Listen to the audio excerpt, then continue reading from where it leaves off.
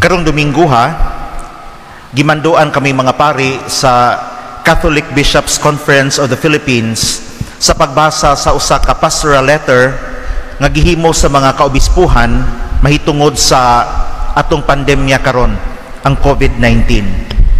Medyo taas-taas kining maong sulat, pero ako lamang gihagpat kung unsa ang importante nga basahon tungod sa kalimitado sa atong oras.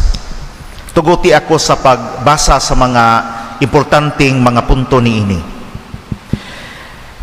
Ang uluhan niini, Lord, what must we do? Unsa may angay namong buhaton taliwa sa maong pandemya. Brothers and sisters in Christ, in the midst of the pandemic, agitating us to restlessness and fear, we greet you, peace be with you. As a people, we have all suffered a lot from almost 5 months of lockdowns. Fear of illness and death surround us. Our basic freedoms have mostly vanished. Ngano man tungod kay dili naman ta maka gawas-gawas bisan kanus-ang nato nga gusto. So mura og ang atong kagawasan, mura og nalimitahan. Over 2 million of us have lost our jobs, and over 93,000 businesses have closed down or severely restructured. Our economy plunged 16.5%, losing 1.5 trillion a month, and is in technical recession, the first since 1991. We have an epidemic of depression and increasing reports of suicides. We are being asked to allow all these as the new normal. So what is the Lord telling us? We grope for meaning. Nangita kita og kahulugan ni ining tanan nga nahitabo sa atong kalibutan karon. Busa, ang CBCP naghimo og mga panawagan alang kanatong tanan. Our first call is to ourselves. God has given us a very powerful defense system with our bodies to deal with all kinds of pathogens, including viruses. It is our responsibility to ensure that we nurture and make full use of our God-given immune system. Isip mga tao nga hinimo sa Ginoo, gihimo ta nga adunay sangkap batok sa mga sakit kining atong immune system. Mo na nga ang panawagan, dili nato abusaran ang atong lawas aron motrabaho pag-ayo ang immune system nga gihimo sa Ginoo sud sa atong lawas. We call for circles of study and discernment within our faith communities. We need to be critical and discerning against the many false narratives prevalent in media and the many unscientific and reasonable public policies. We also call on Catholic colleges and universities and their research offices to make sure that scientific studies about COVID-19 are widely shared in the general public using reason, science, and Catholic social teachings. We also invite all to a collective prayer action to lift the lockdowns and help heal the nation. God always listens and nothing is impossible with Him. Ug usa kini ka-importante nga panawagan. We appeal for a massive and nationwide campaign for 10 Hail Marys daily. Again, 10 Hail Marys daily in our schools and seminaries, parishes and communities, starting August 15, kagahapon, the solemnity of the Assumption, until September 15, balik usa ka buwan, the feast of Our Lady of Sorrows, to be prayed at 12 noon wherever you may be. So bisag naata sa atong mga panimalay, magampo kita og napo ka makimaya ka Maria sud sa usa ka buwan. Kung wala pa mo makahibalo ni ini nga panawagan before, magsugod mo karon sa ato pa matapos pud ni pagka 16 sa sunod nga buwan aron mahimo nga usa ka buwan gayod nga pagampo sa napo ka makimaya ka Maria matag alas 12 sa udto. We also plead to our friends in media to balance their coverage of the COVID-19 crisis. The science and facts have evolved away from the original narrative that caused and surrounded the lockdowns. Mo kini ang problema usahay tungod kay i-sensationalize ang mga balita nga tungod ni ana mahilayo na hinuon sa tinuod. Ug dili lamang tingali mass media ang adunay panawagan nga magsabwag og tinuod nga balita, kundi kita usab nga na-involve sa social media nga usahay atong pistahan ang mga balita nga di tinuod, nga tungod niining mga balita nga di tinuod, negativity na hinuon ang musod sa atong hunahuna og kasing-kasing. Dali na tang madiskurahi, dali na tang mahadlok, dili na ta makahibalo kung unsa ang angayng buhaton. We call on government officials to be more open to the new scientific insights and global experiences around COVID-19, even if these may challenge one's belief systems and preferred approaches to managing the pandemic. The nation understood that the government had no choice 5 months ago but to roll out extreme measures of quarantine to protect the lives of its citizens from a little understood threat. Continued endless lockdown is unnecessary given the declining and comparatively insignificant death rates and faulty tests.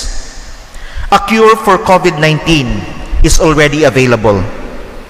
Dozens of countries around the world have lifted their lockdowns and schools have opened.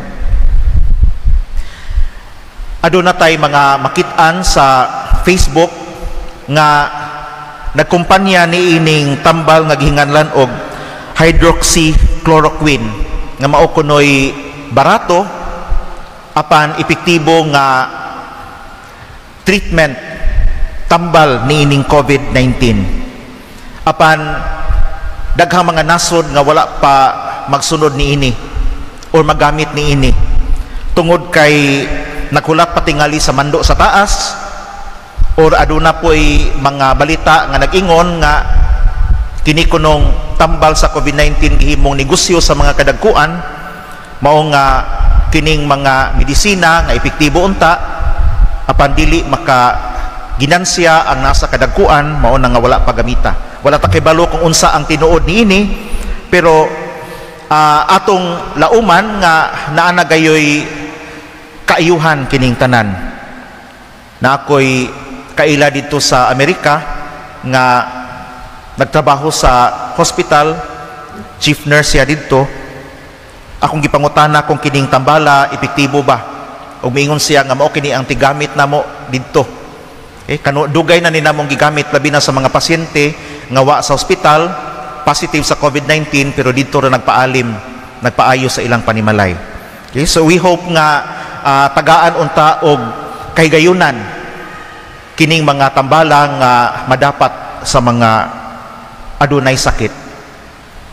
We appeal for the upgrade of the capacity of hospitals and rationalize the use of limited hospital spaces.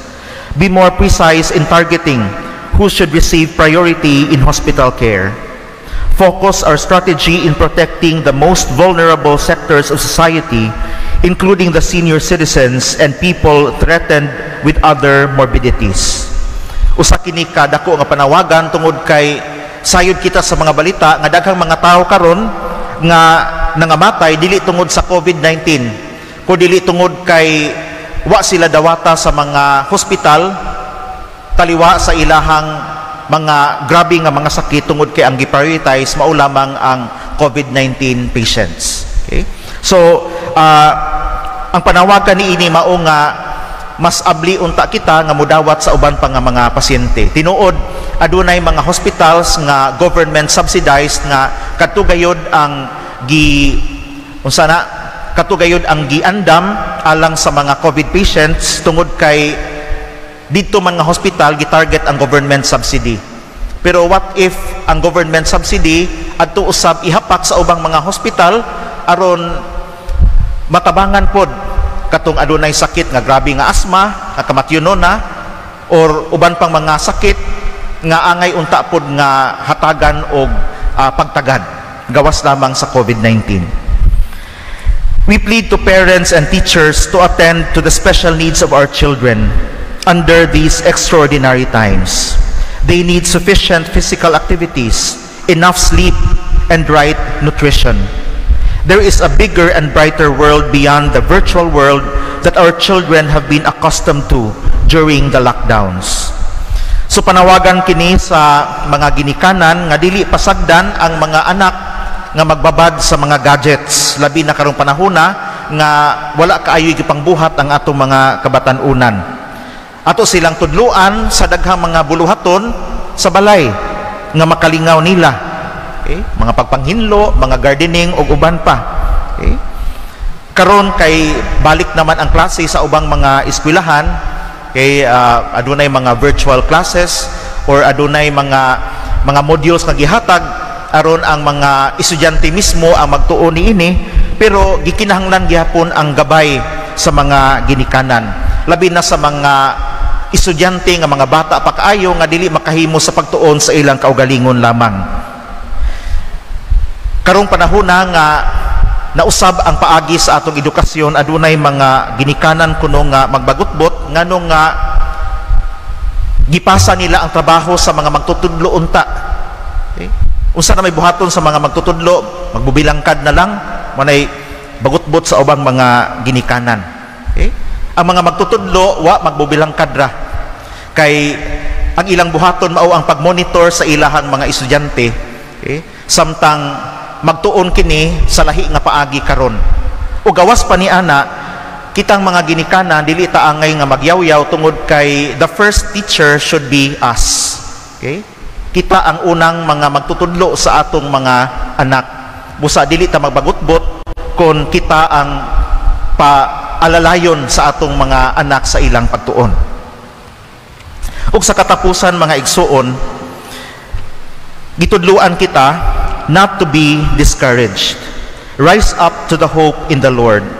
With firm faith we declare, even though I walk through the valley of the shadow of death, I will fear no evil, for you are with me. Your rod and your staff comfort me.